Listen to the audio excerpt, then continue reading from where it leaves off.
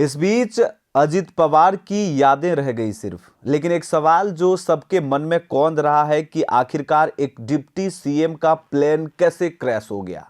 इन दिनों plane crash के मामले बढ़ रहे हैं, लेकिन उससे पहले यह बहुत दर्दनाक और हृदय विदारक घटना है। 28 जनवरी 2026 को सुबह करीब 7:45 बजे बारामती एयरपोर्ट पर लैंडिंग के दौरान अजित पवार का chartered private jet लियर jet 45 VTSSK crash हो गया। प्लेन मुंबई से बारामती जा रहा था, जहां वो जिला परिषद चुनावों के लिए 4 पब्लिक मीटिंग्स अटेंड करने वाले थे। उधर डीजीसीए और पुलिस के मुताबिक प्लेन में अजीत दादा के अलावा 2 क्रू मेंबर्स, पायलट, कैप्टन सहित एक पीएसओ और एक अटेंडेंट थे। कुल 6 लोग, यानी 6 लोगों की मौत हो गई है। कोई भी सर्वाइवर इस बीच नहीं बचा। इसके आगे की जानकारी अभी प्राप्त की जा रही है।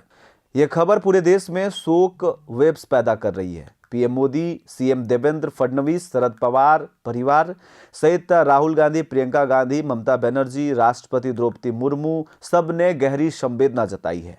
महाराष्ट्र में इसके साथ ही 3 दिन का राज्य शोक घोषित किया गया है। इसके साथ ये भी जानकारी दी जा रही है कि अंतिम संस्कार बारामती में ही होगा। इसका कारण भी आगे आपको बताएंगे। लेकिन महाराष्ट्र के deputy CM, chief minister, NCP के दिग्गज नेता, बारामती के दादा कहे जाने वाले अजित अनंतराव पवार जी एक प्लेन क्रैश में हम सभी को हमेशा के लिए छोड़कर चले गए, जिनकी उम्र महज 66 साल थी। अब विमान क्रैश कैसे हुआ, इस बात को समझिए। फ्लाइट रडार 24 के डेटा से पता चला है कि प्लेन पहली बार लैंडिंग की कोशिश कर रहा था, जिसमें वो फेल हो गया।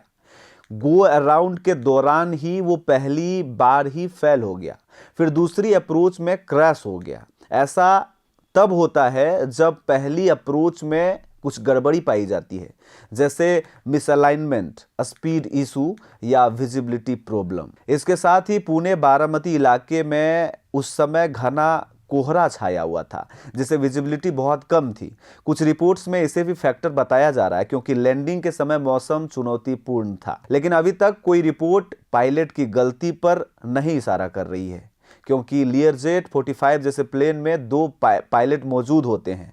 इस पायलट में कैप्टन सुमित कपूर और को पायलट शांभवी पाठक मौजूद थे। इस बीच अभी तक कोई साजिश या सबूत नहीं मिला है कि यह जानबूझकर किया गया। वैसे एक्स के कुछ पोस्ट और कमेंट्स में राजनीतिक साजिश की बात हो रही है, लेकिन वो सिर्फ अफवाहें हैं, कोई ठोस आधार नहीं है। इस बीच कई तरह के सोशल मीडिया पर पोस्ट किए जा रहे हैं, जिसमें यह बताया जा रहा है कि बीजेपी के कुछ काले पुर्जे अजित पवार के पास थे, जिनका वो पर्दाफाश करने वाले थे। लेकिन ये बेबुनियाद बातें हैं, अभी तक इस पर कोई साक्ष्य सामने नहीं निकल कर आए हैं।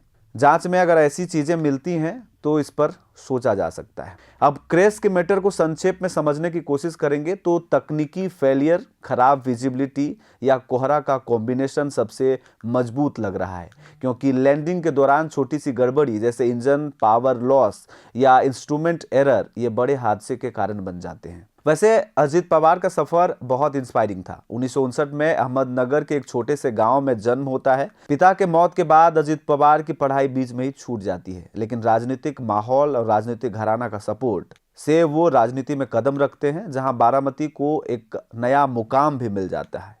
शरद पवार के भतीजे रहते हैं, लेकिन अपनी अलग पहचान बनाने में कोई कसर नहीं छोड़ते हैं। एनसीपी में लंबे समय तक डिप्टी सीएम रहे, कई बार उलटफेर हुई पर सत्ता से दूर नहीं रह सके। सहकारिता, सिंचाई, ग्रामीण विकास, इन क्षेत्रों में उनका योगदान अभी भी अविस्मरणीय माना जा रहा है। बारामती को मॉडल बनाने वाले नेता, लोग उन्हें पावर कहते थे, लेकिन वो जनता के लिए दादा कहे जाते थे। इस बीच प्रधानमंत्री नरेंद्र मोदी ने कहा है कि अजित पवार भी जनता से जुड़े नेता थे, गरीबों के लिए समर्पित थे, और सीएम देवेंद्र नाथ फडणवीस ने 3 दिन का शोक यानी कि राजकीय शोक भी घोषित कर दिया है।